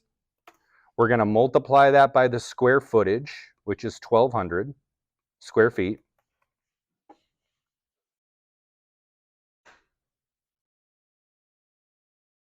That's 58,200. That is their annual total rent. Everybody got that? It's base rent plus triple nets is the 4850 multiplied by the square footage. 58,000. You divide that by 12. Monthly all-in rent, 4,850. So if a client ever asks you, how do you calculate rent? What am I going to be paying?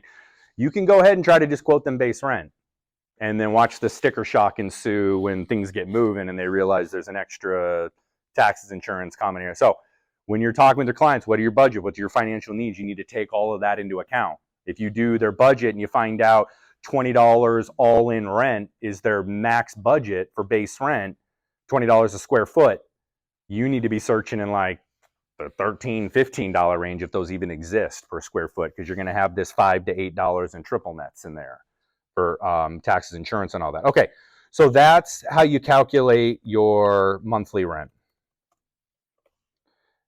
Now let's calculate commissions. Commissions, you're only using base rent numbers.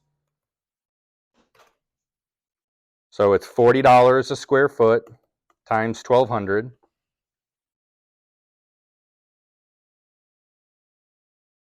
$48. I should be able to do that in my math, but I'm not going to try. So $48,000 annually. That rent is staying the same for the first 5 years. $240,000.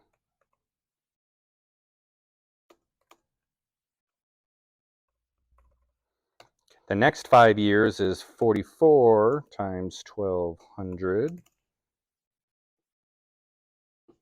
52,800 per year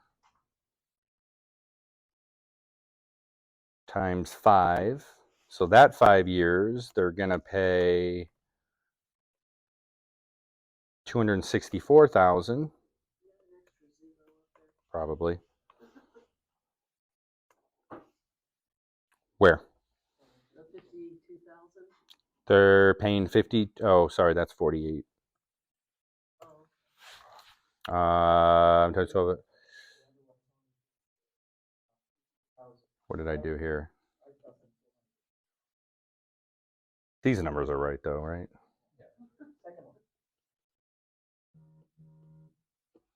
And that's supposed to be 48,000. Jeez Louise. Yes, we're calculating. Okay, So the first 5 years they pay $240,000. The second 5 years they pay $264,000. So we add those numbers together for their total rent payments. So $240,000 plus your $265,000, 504, right? 504. And then if you got your 3% from them and got them agreed to that, then you do it times 3. So that's your 15,120. And then, half when they sign the lease. So roughly 7,500, and the rest when they move in and pay their first. All right. Never seen that. I've heard of it. I've just never seen it. I've tried. The only place I've seen that is on like a small little, like a little landlord just owns one building and needs a renter and is cash flow strapped and is like, I can't pay commissions out of pocket, right? Like if I've got to give them TI and free rent, like I can't do that. So you guys are going to have to, like, every time I get a rent payment, I'll send you 1/12 or whatever. It's up to you if you want to do that. I mean, I usually pass on stuff like that or kick it off, but it's up to you on what you want to do that, especially with the time cost of money these days. I mean, inflation's at 4%, bro. Where's the interest, right? So years ago, when I started, I'd always heard commercial was like 10% commission. Has it ever been that? Is it land? Yeah, maybe back in the day on land. That would be before my day. I don't know. What is land? I've seen 4% occasionally when you ask for it. I've seen a couple like on land leases where they'll slide you off like 1% or 2% for the future renewals. Again, that was only like one time I've seen that happen. Guys, at the end of the day, you don't know until you ask. So when it comes to stuff like that on commissions, and it's all super fluid. It's all super fluid unless it's a lease, as I mentioned earlier. Maybe I was talking to her during lunch. Like, if there's a landlord leasing a building, they're going to have a listing agreement between them and their leasing agent that details what the commission is. If it's 6% split between both agents, like no negotiating between you and that agent is going to change that. It's set in stone. So occasionally we'll get hit with like, a brand new shopping center everybody wants in, high traffic and all of that, and they let us in, and then come to find out it was like a 4% agreement because the landlord knew like he was sitting on gold. Like it's the same thing in the residential market. You saw those commissions on the buy side go to 2. Just disrespectful, man. I wouldn't even, absolute disrespect. Yeah. I'm just wondering, that's in my mind.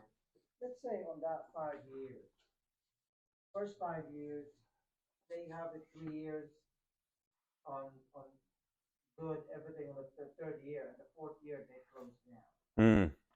So you're gonna be losing that commission. No, you've already gotten your commissions a long time ago. Because remember, you get the first half when they sign the lease, and the second half, the last of it, right when they move in, pretty much. So if they go out of business 3 years down the road, that's between them and their attorneys and the landlords. But, that again is why landlords are going to ask you for, they're not just going to sign a lease with anybody. And I know like we haven't gone too deep into the process, but that's the value we're going to provide you during the mentorship program. There's a lot more to it than here's an LOI, cool, here's our terms, here's a counter, all right, sign a lease. You got to have financial statements from your clients. Are you working with SBA? Is SBA involved? It's not as rigorous as residential. I used to do lending back in the last boom in 06, 07. I mean, I understand our underwriters. There's no underwriters in this situation, but the landlords are still going to take a certain amount of discretion on who they're leasing to for that specific reason. We're proforming that we're going to pay you this amount in commissions and TI over a 5-year lease. They're not proforming that you guys, go out of business and move out in 3 years. So if they get that feeling, they won't lease to you.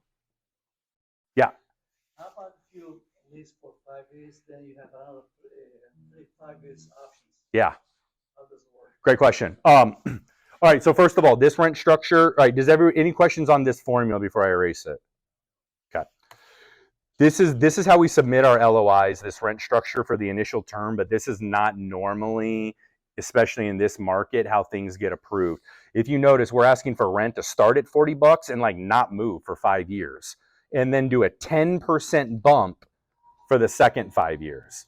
Normal increases in leases this day are 3% annually.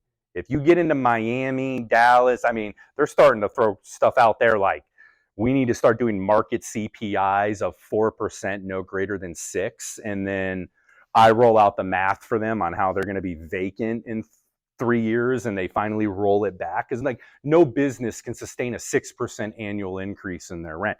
That's a 30% increase in rent in 5 years. Like, unless your menu prices are going up 30% in 5 years, like how do you maintain your margins, right? So normally you're going to get a lot of pushback on this, and you're going to settle somewhere around market of 2 to 3% annually, starting from year one. So normally after this gets done, maybe year one is 40, but year two is 2.5%, 3% higher than that. Year three is another 3%, right? So that's for the first 10 years, how that rolls out. For the options, because we don't negotiate against ourselves here, we're asking for a 10% bump every 5 years. 10% bump from year 5 to 6, and then another 10% bump from year 10 to 11, and then another 10% bump from year 15 to 16. So we're right here in this section, we're asking for 2 additional 5-year options and telling them 10% bump. Most likely going to get crossed out with the rent section, 3% annual increases, and then down here, you pray today that they come back with 3% annual increases and don't put in CPI or fair market value, because that turns into a 2-week-long headbutting battle on why we're never doing that. Does that help? So you said the 10% usually gets negotiated down to 3%. This is 10% every 5 years. Yeah, but then you It'll said 3% annually, which that's what the landlords want. That's market. So if you think about it, 10% every 5 years breaks down to like 2% annually if you do the math, right? Like, I mean, I know it's a little different than that, but so landlord would prefer to have 15% every 5 years or 3% annually. But we want we're representing the tenant, remember? So we want the rents to stay as low as possible over time. Or we want 10% increases, not 15% increases over a 5-year period. Does that make sense? Yeah. When working with a franchise, are you working directly with a corporate franchise or each individual franchisee? Both. The goal is to get in tight with corporate. That's the goal. It doesn't always happen. Like for instance, with Jeremiah's ICE, I report and speak with multiple times a week the chief development officer and head of real estate at corporate. They're involved in all the sites I'm sending their franchisees. They're in, corporate. At the end of the day, corporate is God. So you and your franchisee could be so jacked up on a site ready to sign right now. If corporate hasn't approved it, nothing's happening until corporate approves it, right? So you got to sell corporate. So it's hard to sell corporate if you don't know who you're dealing with. If you're just funneling everything through your franchisee and saying, all right, send it off to whoever your people are at corporate and get it approved. Like I would rather, hey, introduce me. Not only can I make sure this deal gets done correctly, like now I can show them my expertise and now I can help them with their other franchisees. So, I market to both. I market to the heads of real estate, chief development officers, and the VP levels at corporate entities. I typically stay away from CEOs and presidents. They're too high level. And I stay away from anybody on the corporate side that's out of the real estate or development area. And then I also market on LinkedIn directly to franchise owners of that entity. And occasionally I'll get a call from the corporate side, we need your help. Occasionally I get a call from just one little franchisee, but then that's like the key to like getting into the bigger picture. Yeah. So earlier you said land leases on future renewals are 1 or 2%. Maybe you can ask for them. But what's the original lease percentage? Typically 6. Like, yeah, like it's 6 split, like everything these days has moved to basically where residential is. It's 6% split between landlord and tenant broker. That's the most common you're going to run into 95% of the time. On the original lease, how many years is They're going to push. I mean, again, it comes down to the franchise agreement, right? So if they're signing a 10-year franchise agreement, you're going to want to push for 10-year lease terms. Scooters Coffee we're working with out here, all the landowners want to do 15-year lease terms. And then there becomes the problem. We're making a 15-year commitment on a piece of land, and we don't have the rights to be in business with Scooters for 15 years. Right now, we only have the legal rights to be in business as Scooters for 10. And so there has to be conversations between you and corporate, and you guys need to give them the soft understanding that you're going to renew their franchise agreement for them in 10 years because they're signing a 15-year lease term. And you normally get around that stuff, but it's just all about communication and getting everybody to agree and on the same page. At the end of the day, guys, we're not here to make decisions for our clients, for corporate. We are here to provide them the information and data and communications for them to make their own well-informed decisions. That's the bottom line with everything. So when it gets to something where it's like groups are having problems connecting, I just get them all on a phone call. Like I did with that Indian burial thing. I watched 22 emails with 14 people from corporate ping around over the weekend. I'm like, oh my God. Guys, let's just set up a call with the landlord. It was handled in 3 minutes.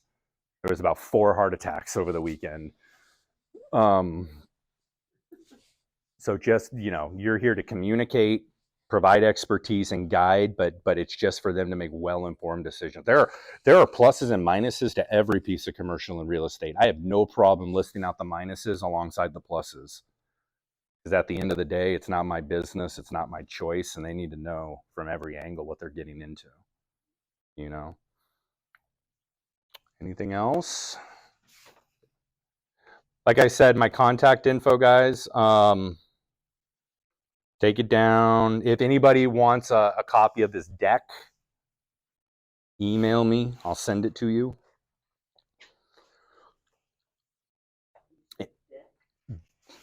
The deck. Yeah. Never heard of that.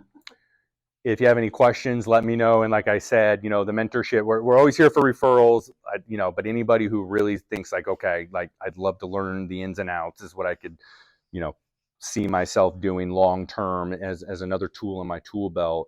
I'd love to talk to you a little bit more about how the mentorship program could work for you. Again, you do need to be part of Best Homes. So if that's questions you have on the residential side, we need to connect you with Alan because the offering here, guys, and what they provide is outstanding. I mean, I like I said, I've only been licensed in 2018. This is my 3rd brokerage.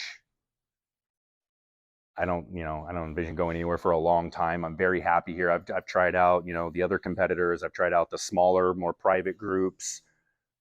This is just kind of the best of both worlds, where it's just like not too big where you get lost in the mix, but they have everything and all the support you need. So I definitely recommend thinking about it, talking to Alan.